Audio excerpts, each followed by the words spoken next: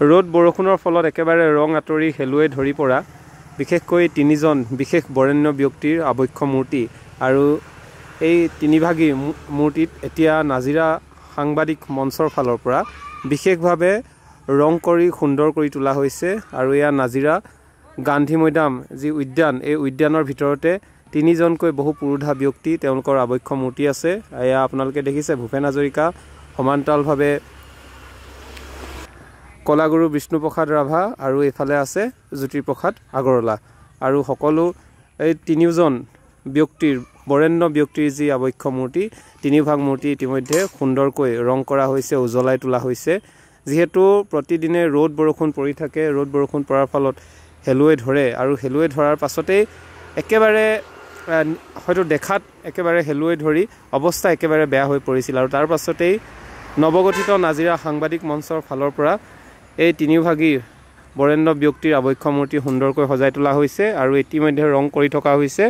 আমি পৰিৱেশ দেখাইছোঁ আৰু এয়া হৈছে নাজিৰা গান্ধী মৈদাম আৰু এই গান্ধী মৈদামৰ উদ্যানখন বৰ্তমান সময়ত যথেষ্ট পৰিত্যক্ত হৈ পৰিছে যেনে অনুভৱ হয় কাৰণ যিধৰণে সুন্দৰ কৰিব লাগিছিলে এইখিনি এতিয়ালৈকে কৰা নাই তথাপিও আজিৰ এই শুভ মুহূৰ্তত যিহেতু নৱগঠিত নাজিৰা সাংবাদিক মঞ্চ এটা বিশেষ পদক্ষেপ গ্ৰহণ কৰিছে আৰু এই পদক্ষেপক আমিও শলাগিছোঁ আৰু আমিও সদস্য হ'বলৈ পাই গৌৰৱ অনুভৱ কৰিছোঁ আৰু বিশেষকৈ চাওক এইদৰে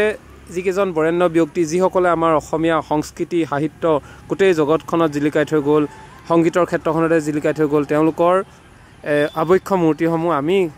যৎপৰো নাস্তি কিঞ্চিত মানে চেষ্টা কৰিছোঁ সুন্দৰ কৰি তোলাৰ প্ৰয়াস কৰিছোঁ আৰু কাইলৈ যিহেতু আপোনালোকে নিশ্চয় জানে কলাগুৰু বিষ্ণুপ্ৰসাদ ৰাভাৰ বিশেষ ৰাভা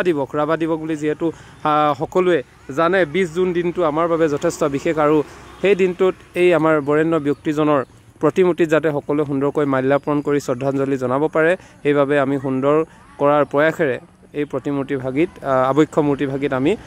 ৰং কৰি সুন্দৰ কৰাৰ